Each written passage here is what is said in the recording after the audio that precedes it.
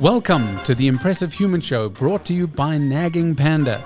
In the Impressive Human Show, we talk to impressive humans who embody a mix of business, motivation, entrepreneurship, leadership, and lifestyle. In today's Impressive Human Show, we talk to Marco Kavalier. He is a professional martial artist who has taught and competed all over the world. He has owned his own schools for more than 30 years, teaching thousands of students. He's a family man and enjoys a good life with multiple fitness hobbies and interests. We talk to Marco about it all. About our sponsor, Nagging Panda. Nagging Panda wants you to get paid on time, every time. If you or your business supply a product or service before receiving payment, then hashtag automate the nag. Nagging Panda is for you. Ask yourself, how much time and energy do you or your staff spend chasing down customers for late payment? Nagging Panda can save you all the headache. It's so easy because it's plug and play to have Nagging Panda remind and nag for payment through SMS, email, or actual phone call. Say goodbye to awkward conversations. Nagging Panda is everything you need in one place. Create your invoice on Nagging Panda or connect your accounting software and let Nagging Panda take it from there. Get paid faster by sending customers the Nagging Panda pay button. And if you need, use the built-in panel of debt collectors. Oh yes, and it works for quotes too. Try before you buy. Enjoy a no credit card required 30-day free trial. Sign up today at naggingpanda.com. Welcome. Welcome, Elan. I'm glad to have you here. The man that sits in front of me today, Marco Kavalier, to me has always been Sifu Marco, or in later years, Sigung Marco. Maybe what we could do is start at the beginning and say, how did you get into the martial arts? Let's tell everybody. Some people got into martial arts like I did when I met you, was because we were out one night and my buddies and I got confronted by some guy and we couldn't have really handled ourselves. And I walked into your school not too long after that to say, well, I need to know something. And then our journey began. How did yours begin? Was it similar? Yeah, I think, without giving my age away, in the 70s, early 70s, late 70s, Bruce Lee was the big thing. It was the feature things. And I think for most boys in that time and in that era, he was quite influential, and we all wanted to be like Bruce Lee. Right. We wanted to be able to do all these amazing techniques and look cool and whatever. So that was my inspiration. Also, my primary school years was in a boarding school. And as you all well know, in apartheid South Africa, I was in a kind of, what do you call it, a brotherhood school where there was a little bit more flexibility in the race issue. So we had Chinese students in there, and I befriended a Chinese guy called Michael Liang Ho. Yeah. He's a very good friend of mine, and through the introduction of his family and his father and the stories that his father used to tell us about his experience in China and what he had learned as a martial artist, kind of fascinated me. So my journey kind of started when I was 6 years old in karate and the Japanese martial arts. Didn't really take to it, and started up again when I was about 12, 13 years old. In South Africa at the time, it was pretty much the arsehole of the world. And we had one publication called the Inside Kung Fu magazine. Right. There were about 20 editions. We would all rush for that edition and kind of just try and get bits and pieces of what Chinese martial arts or Kung Fu was all about. And eventually found a local teacher, and without getting too much into that, started my martial arts experience. I don't know how deep you want me to dive into this. Tell us. It's the whole point here is tell us. We want to know. So pretty much from about 1978 all the way through to 85, I was training with a local teacher. And I decided that, the world was starting to open up, and it was important for me to get out there and see what, real traditional Kung Fu was all about.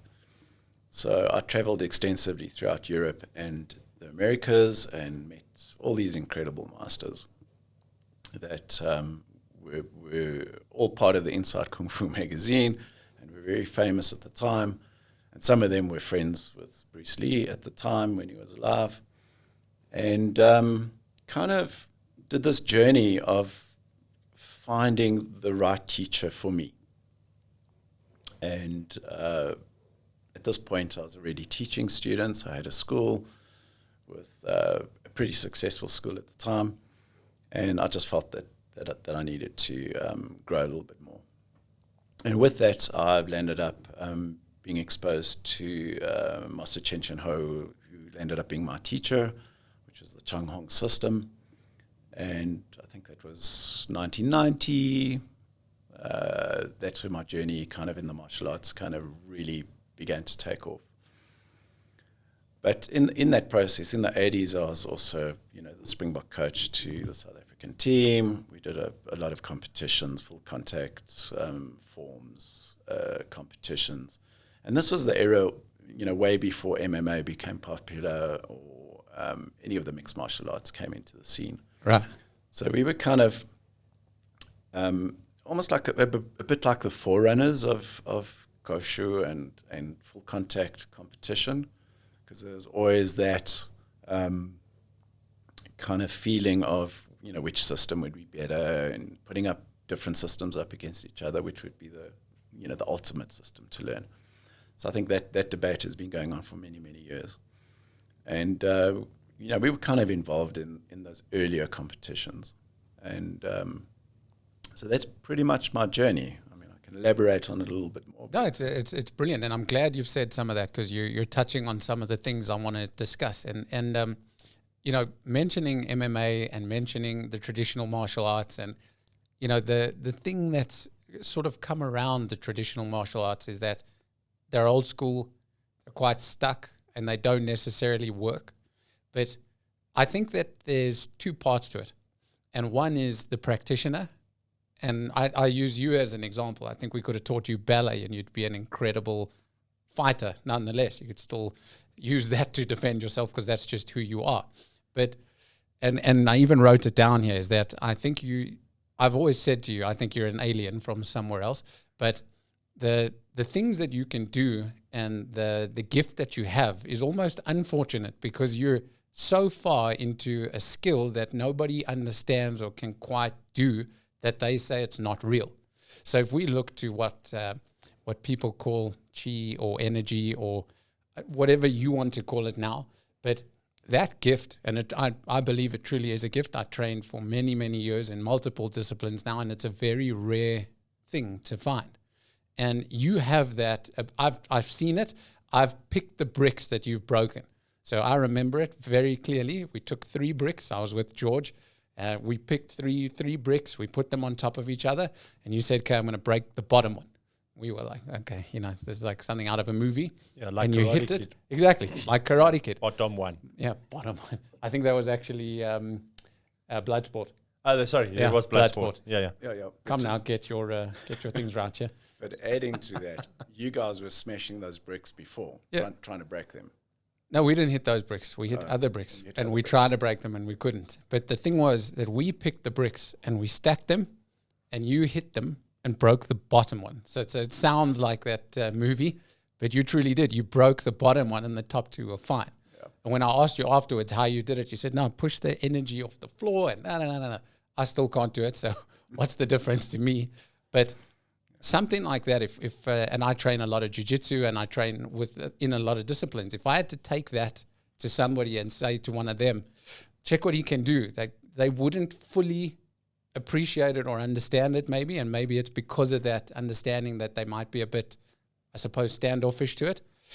Even the guys with the open mind, we talk to energy and eyes roll, but I think it's how it's taught and interpreted. But what do you think? Because it's your gift, but in today's world, you've got people pretending to knock people out with a feather, and that's just nonsense. Yeah. So where's that fine line? How do you feel about it? Well, in the earlier days, obviously, we were all intrigued with this amazing skill that people could do. And I think that there are humans out there that can do these things. In my personal experience, it's, my master taught me he debunked all that. He was a very progressive teacher, and he said, listen, Marco, don't go into that space. This is not a movie, This is how you build up your internal energy or your internal space, or just add more power to your physical being or your physical strike.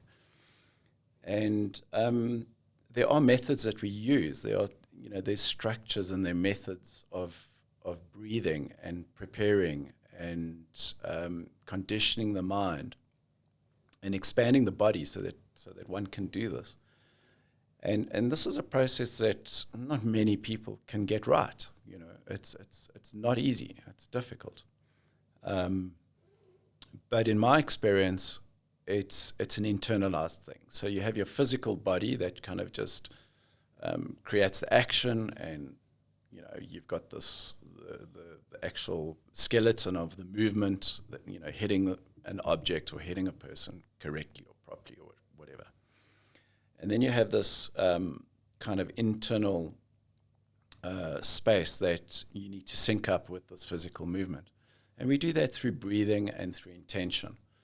So, if you just take a deep breath in and you expand your diaphragm and you breathe out nice and hard, there's some kind of transference of physical energy, right? Mm. So it's about kind of honing that down into a pinprick. Okay, right. So you're taking this big volume of energy that's coming from your diaphragm and you're just pushing it into a pinprick. And, and that happens in all disciplines. It happens with boxers. It happens, they just have different methods. They'll put like a little black spot on the punching bag and they'll focus on hitting that spot. Mm. With us, our method is a little bit different. Our intention's a little bit different. Our breathing process is a little bit different. And but ultimately, I think all the same thing. It's about creating space and using this amazing kind of invisible, unattainable, or I'm not sure if that's the right word. But so it's on that word, so invisible and unattainable. Do you think that's why people talk about this thing like it's a joke? And when I say that with respect. It's like 100%. Look around you. If you look to what's in today's world, it used to be that, and I remember from when I started my martial arts journey with you 20 years ago, but it used to be that you'd walk into the Kung Fu school or into any place and the master was sort of removed. It was like, you can't speak to the master yet because he's the master. 100%. And when the seniors are training, they train behind a closed curtain and you can't see what they're doing. It's kind of crowded in like a bit of secrecy and mystery. And we're all chasing that unattainable, invisible thing, whatever it is. But because of that, I think it becomes so not physical that the modern world goes, it's all nonsense. 100%. We all followed that route. I think it was a good business strategy because, you're keeping people intrigued and you've got this mystical side behind the martial arts and everyone wants to kind of attain it. And when you've spent 10, 15 years in the system and you haven't got it, you start questioning it. People definitely ride on that. There's no question about it. But with us, we haven't really done that. We've been quite open about this process, and some people can find that method or that route to make their martial arts better or their power better or their transference of power better. My teacher was very clear to me and he demystified the whole thing. So I've become very practical about the understanding of it. Okay.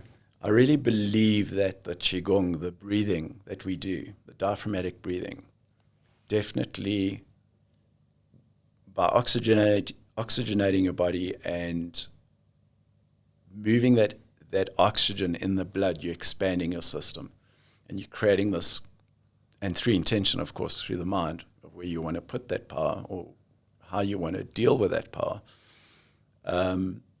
you can learn how to transfer this almost like this superhuman strength that you wouldn't have just through physical training.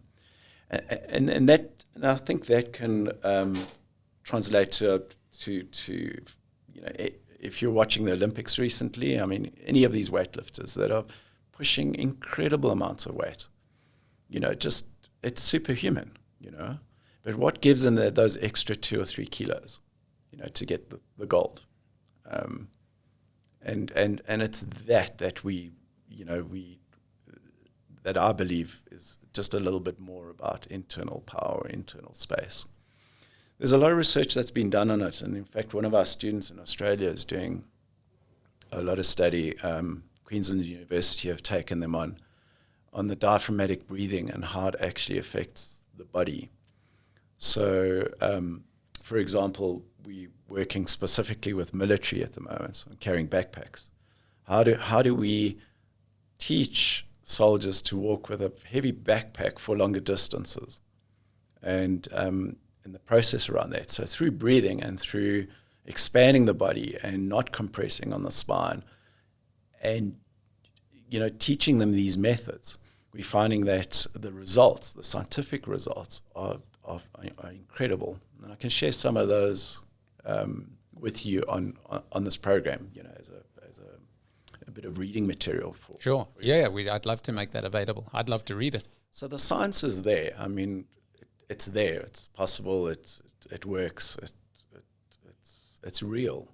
The problem is you've got a lot of these guys that are out there doing this crazy, the nonsense.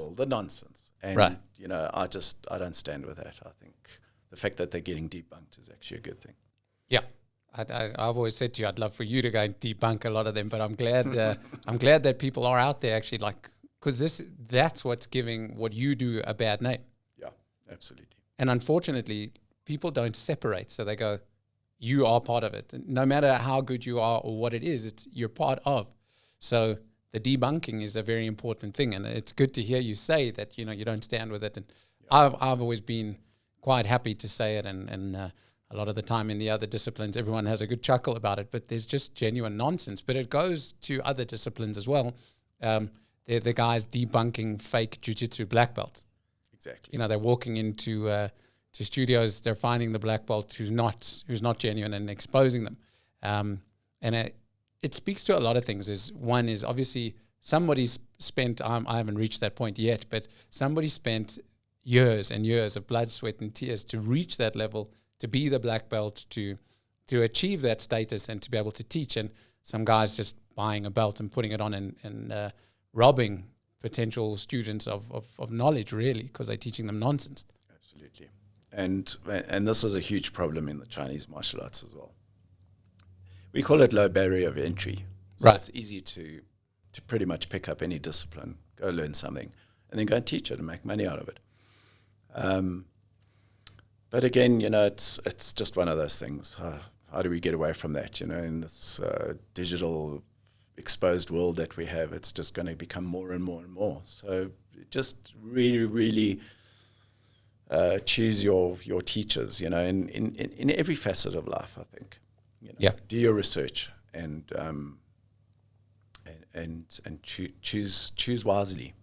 What would you suggest to people? Maybe their kids are wanting to get into martial arts, or maybe they're wanting to get in. What should they look for? What should that journey to find the right person entail? Okay, like I said, do your research. So talk to people, word of mouth, and I think you can pretty much gauge whether a website is a good website or a genuine website. The next step is obviously to make contact, go to the schools, and then talk to the instructors and get a feel of how they teach and what their attitude is like. In the martial arts world, it's a very gung-ho kind of egotistical space, where everyone thinks they're tough and they're tougher than the other person that's standing next to them. I think it comes with humility. And if you can find a teacher that's humble and honest and has a good pedigree, a good heritage, good system, then give it a go. And do you think that those people, so one of the things that's interesting, especially in traditional martial arts, or even take something like jiu-jitsu in today's world, it's not a quick fix. To get good at something, you need time, you need the hours on the mat, you need the hours in the dojo, you need to dedicate. Do you think that in today's world, people are still walking through the door with that stamina to go the distance? I think it's changed dramatically with the modern world. But that's my opinion. I see it in the students that come through. They just, the coordination, the physical ability is just not the same. In saying that, I think one has to do something about it. We are human. We are physical creatures, and we need to get physical. So, yeah. And in a time of Corona, so if we're trying to get physical, like now with the virus around, so you've come up with an interesting solution to continue. When you were faced with the challenge of the virus, it's obviously martial arts is a survival thing as well. You're learning to work even if you're on the back foot. Yeah. So from a business perspective, you've got students that need to come in and train in your multiple facilities, but now they can't make contact, and you've got to now try and teach a martial art. What do you do? What have you done? Okay, so I'm just going to take it 2 steps back. Go on. In the early days, again, martial arts was shrouded in mysticism, and a lot of the teachers would only teach people that they were prepared to teach, that were willing to put in the energy, the effort, the time, etc., etc. Today, the playing field is completely different in the digital world, and with COVID, extremely so as well. I mean, we got horribly hurt by it, purely because we couldn't practice our martial arts physically. We were locked down for about 6 months, so we had to get onto it. And, it's something that was very difficult for us to put a physical thing into an online thing. So we ended up teaching our students online. We would create teams with the different classes, and luckily with our martial arts, we were able to teach the forms, the techniques, the physical side of it, and keep everyone engaged. The fighting and the sparring side of it, obviously, we can't do, and we're quite strong around that to prevent infections, in our schools and stuff like that. So I think in the modern day, going forwards, I think one has to embrace the digital technology space. And we're definitely moving into that arena where we can teach online.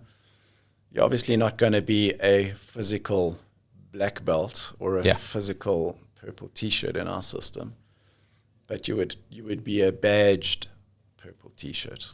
Right. It will be a bit different, but I think it will speak to a lot of people that don't actually want to get into a physical space, a physical gym, especially with COVID running around. So do you think, because it's another discussion which is interesting, is when I think about all the martial arts out there, when I look to the traditional martial arts, and and again, being somebody that trained traditional martial arts for a long, long time, it's an interesting vantage point to be able to speak with experience, is from a practicality point of view, that ability to separate what's a fighting art and what's a traditional art. Do you think that there's a clear distinction? Do you think that if you, I suppose in karate, people would be more used to things being called a kata, however the guys say it, or a form in the Kung Fu world, but if you just trained your form, so you're learning an art, which is a beautiful, wonderful art, like it's a fantastic display of skill and balance and focus and all of those things, but not necessarily translated into a defense. If you take a body movement, you can apply it to a defense, but just training the form is not necessarily a defense. What do you think? Okay, so you have different schools of teaching. You'll have a martial arts school that will just teach you the lifestyle part of it. You'll have a school that will extract all the forms and techniques and whatever and put it into a practical fighting martial art. And then you have the traditional schools, I think, pretty much where we sit, which is a balance between lifestyle and a balance between learning a skill that can protect you on the street. Right. So it's not a sport martial art. It's a lifestyle martial art. So, just talking simply, you're going to get your physical exercise out of it. You're going to get some incredible endurance and cardio kind of training out of it through these patterns that you learn. Again, learning bare hand techniques, learning weaponry, learning all the old Chinese weapons that have absolutely no value today, in a defensive system. Right. But by extracting those things, you can use them. So a sword can be something very similar to like a stick or a broomstick in your home. So what we do is we teach you the physicality. We get you strong and fit, and we get you physically fit and flexible for our system. And then we start working through the building blocks, stance work, form work, and actually learn the style. How to punch, how to kick, how to move. And then through these patterns it takes a lot of memorizing. After a couple of years in the system, I think you can vouch for that. Yep. Trying to remember these patterns is incredibly good for the brain and for repatterning the brain and keeping the brain alive. Then translate all that into technique, into practical technique on how to defend oneself. So somebody would punch you, you'd use a move in the form, which would be a defensive move, and then you'd strike back, and it would be an attacking result. And by putting all these things together and creating this kind of holistic kind of feel, you learn the defensive and the attacking. I like to call it more the attacking side of the system, which translates to sparring. Just normal sparring and learning skills that involve locking joints and and through all this, you learn about the breathing process and the internal process and the internal space in your body and how to create all these things. And when you put it all together, I think you have a very nice rounded martial art. It's not fighting specific. It's not fitness specific. It's kind of rounded and learning a lot of stuff. And the content is just massive. You never, ever run out of content. And I mean, as well as I do that we've got students that are in school for 30-odd years, Yeah. And in fact, our biggest base is between 15 to 30 years. Right. So, which speaks a lot about what's current in today's world and what people are coming to. Yes. And it also speaks to what's excellent about the history of what you did, because you've got such loyalty and you've got an amazing base of people whose lives you've touched with this skill. So I suppose it's a fascinating journey for you as well to watch the different generations that are coming through the door and seeing whose passion sits where and whose ability to stay the distance and keep their focus. It must be quite a thing to watch from your side, because you'll be seeing potentially second and third generations coming through your door. Yeah, and it's happening already. We have these kids coming through. But the biggest takeaway for me is, move the physical side of the system away completely. Take the martial arts out of it completely.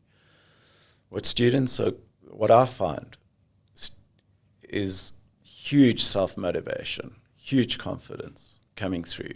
And a good 90% of my students that have spent a lot of time or a couple of years in the system are really successful people. And I think, we've definitely had a little bit of an add-on to that, and there's the structures of discipline, just the way we teach and the way we structure the classes creates discipline in that person. And I think that's a big thing that's lost amongst today's generation. Right. And we do it, and we don't do it in a horrible way. It's like it's a process of how you stand in the class and how you listen to your instructor and how you get things done, and with no ego and no attitude. Mm. Yeah. vital stuff for today. I mean, it is like you're saying, you're crafting healthy, strong human beings, actually. Yeah. Well, I like to think so. No, I think you're right.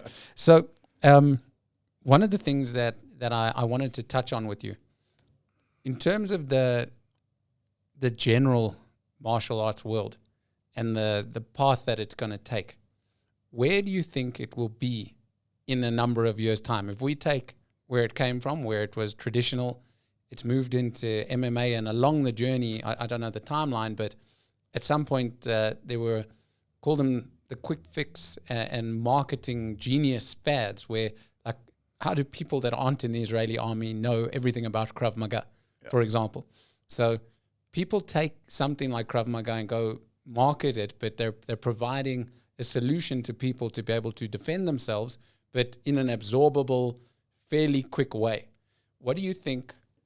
What do you think of that? Because we've done plenty in terms of self-defense, and I think it's excellent that people learn self-defense, but a little bit of knowledge is probably very dangerous, because you think you can do something, but you don't have enough practice. And then where does it go to? What's the next thing? What do you think? Difficult question. I think, martial arts is evolving all the time. So it's going to change. It's not going to be the same as your traditional martial arts 3,000 years ago or 1,000 years ago. I have a problem with, I believe everything attained is through hardship and through understanding and through repetition. And I really believe that if you don't put enough repetition into your practice, you're never going to be good at it. And you're right in saying that, learning how to a self-defense course for an hour or two, it can put that person actually in more risk at the end of the day, because that's all they have, So when we do those kind of teachings, we talk more about awareness. And I mean, you know what I'm talking about. It's the awareness and the situational awareness. Would rather take you out of that troubled situation than confronting and using the technique that you've only spent 2 hours doing. So for me, I think if you really want to learn about your body and you really want to learn and empower yourself through a defense mechanism, you need to do something that's going to be permanent, that is going to be a class twice a week, 3 times a week, that you can practice and you can feel the hardships, you can feel that pressure on you, that's been put on you. And we're saying that whether it's, so you're saying if it's the Krav Maga route, then just focus on that and practice it consistently so that you 100%. Hone the skill. Yeah, 100%. So, I'm a big one where I've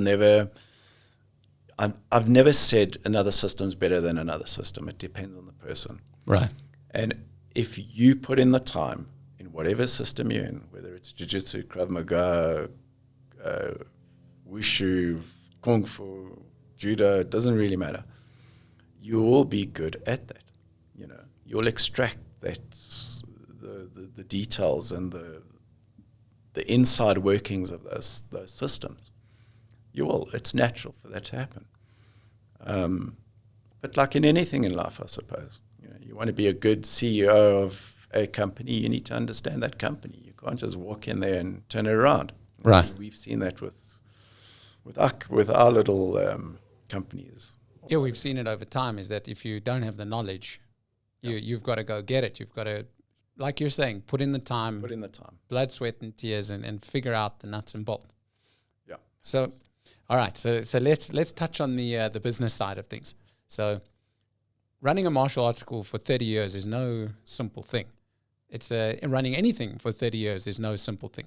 So, and it might be more than 30 years now. I don't even know. That's just the number drilled in my head. But you've been a successful businessman off the back of your martial arts career and your schools. What's that been like? What's it been to be the CEO of your martial arts business? Yeah, it's been a 36-year journey. There we go.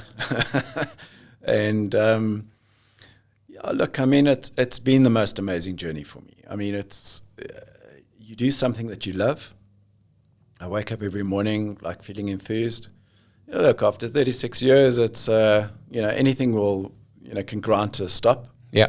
You need a bit of motivation from other sectors in order to keep your enthusiasm up.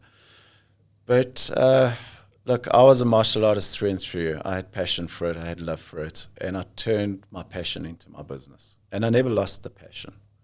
And I think that was the secret. Because it's easy to turn your passion into a business, turn it into a money-making machine, lose the passion, and just run it. And then, it's just going, to me, that's not the way that I wanted to live. I wanted to live with that passion and with that love for what I do. It is challenging. I mean, it's not, you're limited to what you can make in the business. You have X amount of hours and you can only teach X amount of students. Right. That platform's changed completely now with the internet, of course, because you can go online and use that method. Well, take the Gracies for an example. The model, well, I suppose there's many Gracies, but the ones that are doing the incredible job of rolling out the Gracie name and creating those online learning programs, they're an example of how to create a massive business from a martial art. 100%. That's it's an incredible example of, in fact, annuity out of martial arts. Exactly. So, in the old days, location was location. It was where your building was, how you were exposed like that. Today, the location's on the internet, right? Right. So it's changed. The demographics of business, I think, has changed completely. So for us, for the future, I think that's where we're going. That's our route. Right. I'm glad to hear that. It's I think, again, the reason for this is, as the impressive human, I think you have a lot to share, and I think that the ability to make contact with you and have access to you like that is again, I go back to what I said before, is with the timing and the evolution of the martial arts, is that you end up with an incredible skill, which, depending on the way it's perceived, is either very, very useful or it ends up being something that people don't appreciate. And for me, I say it clearly, I don't think people appreciate it. It's a genuine skill that people go, whatever, nonsense. Yeah. And I'm saying it's completely the opposite of that. If people had to experience it and feel it and understand it, it's a totally different environment. Anyway, but okay, at this point, let's jump in after the business side of it. Let's jump into the Nagging Panda segment. So Nagging Panda, as you know, it's our sponsor to the show. And what we do is we ask the impressive human on the show some Nagging Panda questions. The first one is normally, have you dealt with bad debt? Like, even being you, Sifu Marco, the guy that people don't want to mess with, have people not paid you? Is he Muscle Panda? So he's Muscle Panda. So we've got Panda emotions. So our Panda has emotions, and you'd be our Panda emotion. You would be Muscle Panda. Maybe we should get a Kung Fu Panda. I think we should actually. I think that's taken. I think it's taken, but I think we could definitely have a Muscle Marco Panda. Listen to this lot. Yeah, I like to think that I don't have debt, but we all have debt. So at some point, somebody hasn't paid you. Somebody hasn't paid you. We're running at about, I'd say, 5% debt. We're not a company that incurs a lot of debt purely because of. We're saying bad debt, not debt that you take on as a business. That's a difference. So we're saying people who don't pay, bad debt. Yeah, bad debt. Yeah. So I'd say about 5%. Okay. And in terms of the 5%, it's students or somebody inside of the martial arts world that's not paying? Yes. And now, so this is where Nagging Panda wants to enter the world, and we're interested to know if it would make a difference in yours. And you don't have to say yes. We want the honest, because you would be a good customer. So is there an awkward discussion that takes place at some point where you're going, you're still coming to my class and you're in my school, but you don't pay your fees? Well, exactly that. It's a personal relationship that we have with every single student. So it is difficult for me to go, listen, it's time to pay up, or you're 2 or 3 months outstanding. And this is where I think, Ilan, you've with Nagging Panda, you've kind of bridged that gap. Right. You've taken that away from us. So we have this amazing platform, as I understand it, that will go and do all the collection for you. Well, it's going to provide you that systemized and automated peace of mind. So you'll be able to go onto the system and say, whenever I send out an invoice, whether it's done on your accounting software or on standalone on Nagging Panda, when you send the invoice out until it gets paid, it will continue a journey of reminding and nagging for the money. We draw a separation. So reminding is before the money was due, and nagging is after the money is due. So if it's late, but it will do whatever it is you want it to. And we provide templates so that you can plug and play. And we've given you suggested, it was due on the 31st. So we remind you on the 28th, 29th, 30th or whatever it is. And then if it's not marked as paid or not receipted, then we'll come and remind you every day thereafter on a mix of SMS and email and phone call. But in your world, you're saying that potentially where it will help you is the automation, because now you don't have to think about it, as well as the fact that it's now the system. So we talk about the arm's length ability to say it's not me, it's the system. So now it removes you out of it. It's not the teacher student. It's going, well, the business has a system and that system is reminding you to pay. Exactly. And it becomes less personal. Exactly. So we remove that personal. Do you think that you ever reach a stage? I don't think it would happen, but do you think it would happen where somebody doesn't pay you for long enough that you'd want to send to a debt collector? Or do you think that's not the environment? I'm interested. Yeah, I think for us, it's difficult because you build these relationships with these students. Right. And to get to that point, you would want discussion before that. Of course. But I think if you're getting to that point where they're being disrespectful, in our world, then we could, and we have a system in place that kind of removes you, and it does it for you. And I think that's life. Pay what you owe, guys. End of story. I agree. And so one of the things we speak about a lot is, and I suppose as a martial arts school, it's so personal that this knock-on effect that we refer to is quite prevalent. So we discuss, if I don't pay you, there's a knock-on effect. You can't pay somebody else. Now, exactly. If you were, let's say you were Virgin Active, so you're a massive business. Now, if one guy doesn't pay his fees or two or three, their knock-on is small. You might not feel it. But in a martial arts school where there may only be 100 or 200 students, if 5 people don't pay you, there's a knock-on. There's a huge knock-on. So you've got to pay the cleaner, you've got to pay the instructors or the secretary or whoever's there, and it actually hits home. Yeah. So currently how it works is if people don't pay, after a certain point of time, 3, 4, 5 months, we just leave it. We don't chase it because of that personal kind of attachment that you have to it. We don't want to be the bad boy. We don't want to, we've had this great experience or relationship to a point, of course. And we don't harm people. It's not for us to do that. We kind of out of that commercial space. So this will be a really good tool. Right, because now you can do that because it's not you anymore. Exactly. Right. Okay, very interesting to know that. And I suppose one other question is in terms of ease of payment. Currently, I'd imagine that you collect your fees from your students who walk in and pay you cash, or you'll be doing a debit order of some sort, taking the money on a monthly basis. And there'll be martial arts schools potentially listening to this discussion and going, well, that sounds clever. Or maybe it's for them is, if we provided a payment button inside of the invoice, so when you send, if you have to nag somebody for payment, because maybe they didn't have money in their account or they didn't bring the cash, whatever the story, we provide a payment button inside of the invoice that when they receipt it, they can just click pay and, they pay through their credit card or through a direct EFT. Do you think that's something that's useful in your world? I think that's brilliant. I don't know why I didn't think of that. It happens. But so we're saying that. I taught you well. You've taught me well. See how he gets that deep, scary voice. So the concept is to really try and make convenience, not just for you as a business, but we say the less excuse not to pay. So if it's, I'll load you on the bank later and do the EFT later, or I'll bring the cash. We're saying remove that and just try and make it convenient. So they get the invoice, they click pay, and it's done. It's done. It's finished. Yeah, I think that's brilliant.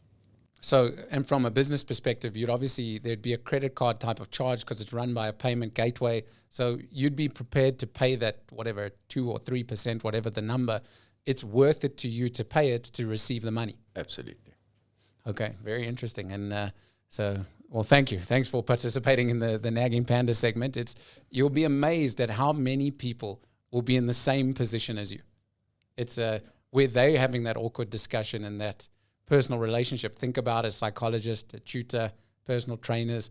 They're all in that space where if they get paid late, they have to bridge that gap and now have an awkward discussion with somebody who's fairly close. So exactly. Hopefully what you've said will help them. Yeah. I think, Alan, you've really hit on it. And I wish you the greatest success with this. Thank you. And thank you for being on our Impressive Human show. You again, it's unbiased. You are truly an impressive human in all respects. And we wish you from the Impressive Human show, Nagging Panda, the best in the oncoming journeys through COVID, and then most definitely in your transition from current to that digital space. And I hope that people come and learn from you because you really have something to teach them. Well, I thank you so much, Alan. I feel the same way about you. Thank you. All right. Thank you very much. And like I always end the show, Bryce, fade to black.